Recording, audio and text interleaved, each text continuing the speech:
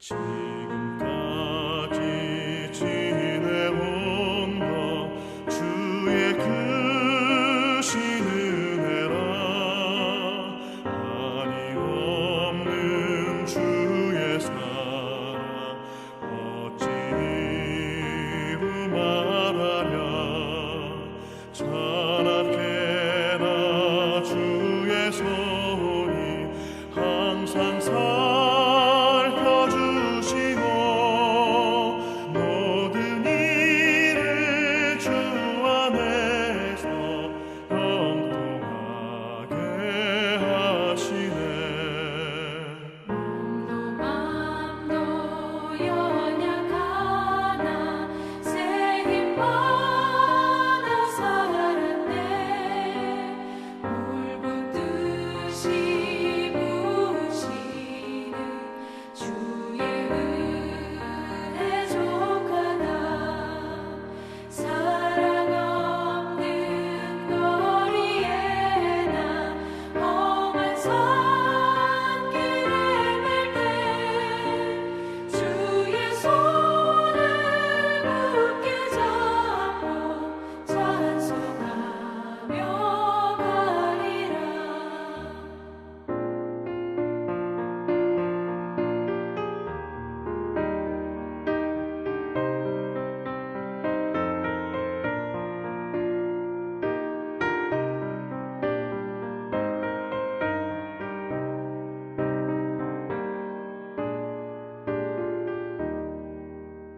주님 다시 배울 날이 날로 다가와.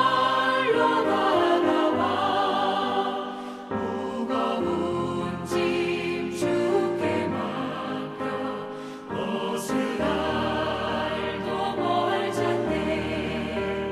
나를 위해 예비하신 고향집에 돌아가 아버지의 품 안에서 영원토록 살리라. 오늘 요한 2서는 요한 1서와 함께 예수님의 제자 요한 사도가 기록한 그러한 서신서입니다. 오늘 1절에 보면 요한 1서와는 달리 이 편지를 받는 수신자를 기록하고 있죠. 1절을 다시 보면 장로인 나는 택하심을 받은 부녀와 그의 자녀들에게 편지하노니 내가 참으로 사랑하는 자요 나뿐 아니라 진리를 아는 모든 자도 그리하는 것은. 여기에 보면 택하심을 받은 부녀와 그의 자녀들에게 편지한다 이렇게 말씀합니다. 여기에 보면 부녀에게 편지를 쓴다 이랬는데 과연 이 부녀가 누군가 학자들이 많은 이제 의견들이 있습니다. 그 중에 이제 하나가 뭐냐면 요한복음에 보면 죽었다가 살아난 나사로가 있죠. 그 나사로의 누이들이 있는데 마리아와 마르다가 있잖아요. 근데 그 누이였던 마르다에게 쓴 편지다 이제 이렇게 말하는 학자들이 있습니다. 그러면 왜 마르다에게 이 편지를 썼나? 이제 그 말은 당시 초대교회 때 그 마리아와 마르다가 상당히 유력한 여성 지도자였을 것이다 이제 라는 추측입니다. 뭐 당연하죠. 예수님과 뭐 누구보다 친했고 또 예수님이 늘 그 나사로의 집에 가서 이렇게 머무셨고 또 마리아와 마르다가 늘 예수님의 수종을 들었고 우리가 요한복음에 그냥 나오는데 그래서 그들이 나중에도 교회의 아주 여성 지도자들이 되었을 것이다. 그래서 그들에게 지금 이런 편지를 쓰면서 결국 그들을 격려하고 또 교회를 잘 섬길 수 있도록 격려하기 위해 쓴 편지다 이렇게 이야기를 합니다. 일리가 있는 말이죠. 그리고 또 다른 의견은 뭐냐면 여기 나오는 이 부녀라는 단어가 퀴리아라는 단어입니다. 근데 이 단어는 당시에 어떻게 쓰였냐면 교회를 상징하는 그런 단어였거든요. 그래서 뜻은 부인, 주부 이런 뜻이긴 하지만 주님의 몸된 교회를 이야기할 때 퀴리아 이렇게 이제 이야기를 했기 때문에 한 개인에게 보낸 편지라기보다는 당시 요한 사도가 개척한 교회들, 초대교회에 보낸 편지다 이렇게 또 이야기를 합니다. 정확하게는 알 수 없지만 전체적인 이 내용을 보면 요한 1서도 그렇고 2서도 그렇고 당시 교회가 여러 어려움 가운데 있었는데 그런 교회를 바라보면서 너무 안타까운 마음으로 또 교회를 사랑하는 마음으로 지금 이 편지를 썼다 하는 것이죠. 그래서 내용을 보면 계속 1절에도 나오는 거 보면은 내가 참으로 사랑하는 자요 이런 말이 나오고 내가 너희와 함께한다 3절에도 보면 이런 말씀들이 쭉 계속 나오고 있죠. 요한 사도가 누구보다 참 교회를 사랑했던 사람이다라는 것을 이 서신서를 보면서 알 수가 있습니다. 요한 1서에도 마찬가지고요. 마치 주님을 사랑하듯, 근데 이미 주님은 안 계시잖아요. 이미 부활 승천하셨기 때문에 이 땅에 안 계신데 주님의 몸된 교회, 주님이 남겨놓으신 그 교회를 그가 사랑한 그 모습이 바로 주님을 사랑하는 모습이었다 하는 것입니다. 여러분 동일하게 우리가 다 주님을 사랑하는데 보이지 않는 주님을 어떻게 사랑할 수 있는가? 바로 주님의 몸된 교회를 사랑하는 것이 여러분 주님을 사랑하는 것인 줄로 믿습니다. 교회를 소중히 여기고 또 교회를 아끼고 또 늘 교회가 하나님의 뜻을 온전히 이루어갈 수 있도록 우리가 교회를 위해서 기도하고 또 교회 같은 일원인 우리 성도들을 또 사랑하고 또 목사님을 사랑하고 또 우리 장로님 또 우리 권사님들을 사랑하고 또 우리 구역 식구들을 사랑하고 또 우리 남녀 선교회 또 우리 회원들을 서로 사랑하고 또 교회학교 아이들을 사랑하고 그러면 이게 바로 교회를 사랑하는 것이죠. 또한 그것이 주님을 사랑하는 것인 줄로 믿습니다. 오늘 말씀해 보면 그런 사랑을 이야기하면서 또 한 가지 이야기하는 것이 뭐냐면 우리가 당연히 교회도 사랑하고 또 우리 성도들도 사랑하고 사랑해야 되는데 그냥 사랑하는 것이 아니라 뭐라 그랬냐면 진리와 사랑 가운데서 우리가 그런 사랑이 있어야 된다 하는 말을 계속합니다. 4절을 보시면 너희 자녀들 중에 우리가 아버지께 받은 계명대로 진리를 행하는 자를 내가 보니 심히 기쁘도다 이렇게 말했습니다. 당연히 우리가 서로 사랑하는데 그 사랑을 어떻게 하는가? 진리를 행하는 자, 진리 가운데서 그렇게 우리가 사랑해야 된다 하는 이야기를 사실 요한 1서에도 계속 나왔잖아요. 그래서 진리와 사랑이 함께 가는 그런 사랑을 이야기합니다. 여러분 진리라는 건 뭡니까? 진리라는 것은 기준이죠. 우리가 저울이 있는데 여러분 그 저울이 달 때마다 무게가 달라지면 안 되잖아요. 진리는 변함이 없는 거거든요. 기준입니다. 그래서 우리의 사랑이 기준이 없으면 진리가 없으면 그 사랑은 무분별한 사랑이 되고 그 사랑은 나의 탐욕이 될 수도 있거든요. 정욕이 될 수도 있고. 그러나 우리가 하나님의 말씀 안에서 그 사랑이 이루어질 때 진실한 참된 사랑이 되는 것이죠. 그 예를 오늘 뭐라고 했냐면 우리 요한 1서에도 나왔지만 당시 예수님이 육신으로 이 땅에 오신 것을 부인하는 자들이 있다고 했죠. 그래서 교회 거짓 교사들, 거짓 진리를 이야기하는 자들이 있었는데 그 중에 소위 영지주의자라는 그래서 그들은 예수님이 육체로 이 땅에 오신 것을 성육신한 것을 부인하는 자다 그랬어요. 오늘 7절에 그 말씀이 또 나오죠. 7절을 보시면 미혹하는 자가 세상에 많이 나왔나니 그런 자들이 많았다는 거예요. 어떤 자들이냐? 이는 예수 그리스도께서 육체로 오심을 부인하는 자라. 이런 자가 미혹하는 자요 적 그리스도니. 그들이 예수님의 대적자들이 된다는 거예요. 근데 그들이 어디에 있냐면 교회에 있습니다. 그들이 교회 밖에서 그리 있는 자들이 아니라 같은 교회에 있는 같은 일원이에요. 성도예요. 그런데 그들이 이런 왜곡된 진리, 거짓 진리를 붙잡고 있는 거예요. 왜냐, 당시의 영지주의가 얼마나 1세기 후반부터 한 3세기까지 얼마나 그 영향력을 끼쳤는지 모릅니다.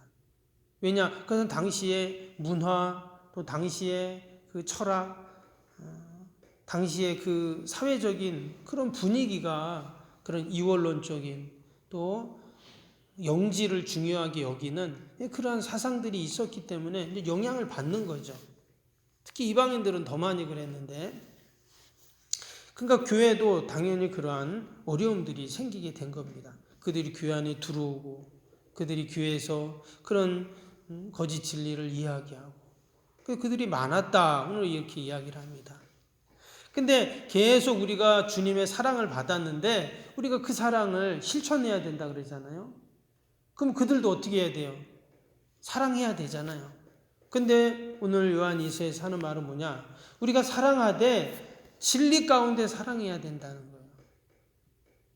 우리가 기준이 있게 사랑을 해야 된다. 무분별하게 사랑하는 것은 참된 사랑이 아니라는 이야기를 하고 있습니다. 그러면서 밑에 보니까 뭐라고 말을 했습니까? 10절 보세요. 누구든지 이 교훈을 가지지 않고 너희에게 나아가거든 그를 집에 들이지도 말고 인사도 하지 말라. 그에게 인사하는 자는 그 악한 일에 참여하는 자임이라. 이 당시에는 이제 교회라는 건물이 없었죠. 그래서 집에서 그들이 모여서 예배를 드렸거든요. 그런데 지금 집에 드리지 말라는 거예요. 그러니까 지금 우리로 치면 마치 구역 예배처럼 이제 그들이 예배를 드렸는데, 사도행전 2장에 보면 나오잖아요. 그들이 집에서 떡을 떼며 같이 예배드리고 찬양하고 말씀 보고 이런 말씀이 나오는데, 그런 거짓 진리에 그 영지주의에 물들어서 교회를 어지럽히고 또 진리를 가리는 그들을 집에 들이지 말고 인사도 하지 말라. 이렇게 단호하게 지금 이야기를 하고 있어요. 한편에서는 지금 사랑하라고 그래 놓고는 인사도 하지 말라 그랬어요. 이거 뭐 어떻게 해석해야 될까, 이거를? 말씀드린 것처럼 우리가 사랑을 하지만 진리 안에서 사랑해야 된다 그랬잖아요. 그럼 만약에 그들을 다 받아주고 그들을 사랑한다고 다 그들을 인정해주면 어떻게 될까요? 교회는 풍지박살되는 거죠. 그래서 당연히 우리가 사랑하고 섬기고 품어줘야 하지만 우리가 하나님의 말씀 안에서 진리 안에서 사랑할 때 여러분 교회가 온전히 서 가는 줄로 믿습니다. 이 말씀을 이렇게 쭉 묵상하면서 그런 생각이 들었어요. 다들 아시겠지만 그 차별금지법이라는 그러한 법안이 상정이 되어서 그거를 통과시키려고 하는, 지금 유보가 좀 되었지만 아마 들어보셨죠? 차별금지법이라고. 기독교에서 지금 그것을 많이 반대를 하고 있습니다. 왜 차별을 금지하는 것이 좋은 일인데 왜 그거를 왜 하지 못하게 하나? 지금 세상 사람들은 그렇게 말을 하거든요. 근데 그 차별금지법 안에 뭐가 있다는 거예요? 악법이 있다는 겁니다. 그 중에 하나가 바로 동성애자들을 인정하고 그들을 차별하지 말라. 동성애자들이 회사에 취직하는데 그들을 동성애자라고 차별해서 회사에 입사하지 못하게 또 차별하고 이런 거 잘못되지 않냐. 어찌 보면 맞는 말이잖아요. 그렇죠? 그들도 다 인권이 있고 다 우리나라 국민인데. 그런데 만약에 그 법이 통과가 된다면, 제가 지난번에도 한번 말씀드렸지만, 여러분 제가 교회에서 목사님이 설교를 할 때 여러분 동성애는 잘못됐습니다 이런 말을 하면 목사님을 잡아간다는 거예요. 벌금을 매긴다는 겁니다. 실제로 캐나다나 미국 같은 데서는 목사님들이 그런 말을 했다가 몇 천만 원씩 벌금을 문 그런 예가 있어요. 그래서 우리나라도 그런 법이 통과되면 그렇게 된다는 거예요. 심지어 미국 같은 경우는 고등학교에 어떤 일이 있냐면, 그러니까 그런 법이 다 통과된 거예요, 이미요. 그래갖고 이 고등학교 학교 화장실에요. 보면은 여자 화장실이 있고 남자 화장실이 있잖아요. 남녀공학. 근데 여자 화장실이 있고 남자 화장실이 있고 중성 화장실이 있다는 거예요. 화장실이 3개랍니다. 이 기가 막힐 노릇 아니에요? 그리고 또 성전환 수술을 한, 예를 들어 갖고 뭐 내가 남자인데 여자로, 뭐 그런 트랜스젠더라고 하잖아요. 그러면 내가 분명히 원래는 남자였는데 여자로 바뀌었는 자잖아요. 그러면은 화장실 어디를 가야 될까요? 여자 화장실을 간다는 거예요. 원래는 남자인데. 뭐 이런 복잡한 일들이 막 생기는 겁니다. 뭐 가정이 파괴되고 어떤 질병에 걸리고 또 뭐 사회적인 문제가 되고 이런 거는 말할 것도 없고 이런 혼란스러운 일들이 막 생기는 거예요. 여러분 그걸 기독교에서 당연히 반대하죠. 신앙적으로, 교리적으로, 또 신학적으로 뭐 모두 윤리적으로, 도덕적으로 기독교에서는 인정할 수 없는 일이거든요. 그런데도 왜 교회는 차별을 금지하자는 것은 좋은 일인데 왜 그것을 반대하냐고 막 교회를 비난을 하잖아요. 근데 조금만 들어가 보고 조금만 더 알아보면 그것이 사회에 또 가정에 국가에 학교에 아무런 유익이 없거든요. 근데 인권이라는 이름으로 그런 것들이 계속 우리 사회에 계속 밀려옵니다. 여러분 오늘 말씀에 뭐라고 했어요? 사랑해야 된다 계속 이야기하지만 그러나 뭐라고 말해요? 그들을 집에 들이지도 말고 인사도 하지 말아라. 하나님의 말씀이 없고 진리가 빠진 그 사랑은 안 된다는 거예요. 너무나 단호하지 않습니까? 인사도 하지 말라. 이렇게 말한 이유가 뭔가? 결국 요한 사도가 이처럼 하나님의 말씀을 끝까지 붙잡고 진리의 기준을 두었기 때문에 여러분 교회가 초대교회가 사라지지 않고 마지막까지 그 진리를 붙잡고 승리해서 로마가 손을 들고 여러분 영지주의는 한 3세기 이후에 이제 서서히 사라져 버립니다.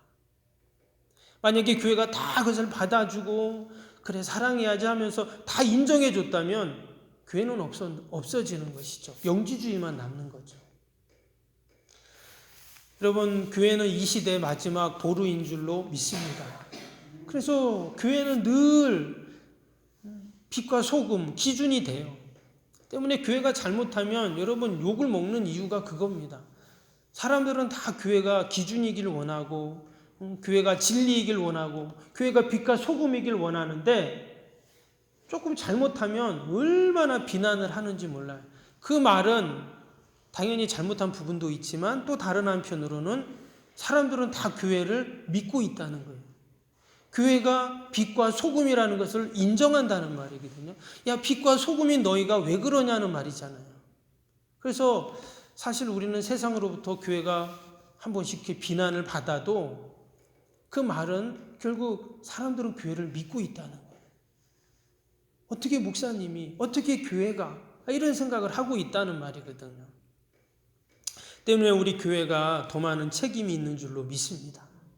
우리가 그 진리와 사랑을 실천해야 할 곳이 교회이기 때문에 우리 성도들이기 때문에 우리는 늘 말씀 안에 거해야 되고 또 우리가 기도해야 되고 또 하나님의 뜻을 이루는 자들이 되어야 하는 줄로 믿습니다.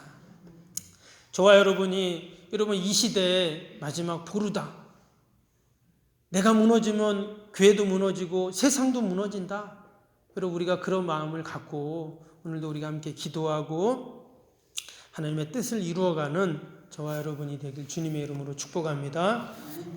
기도하겠습니다. 사랑과 은혜가 충만하신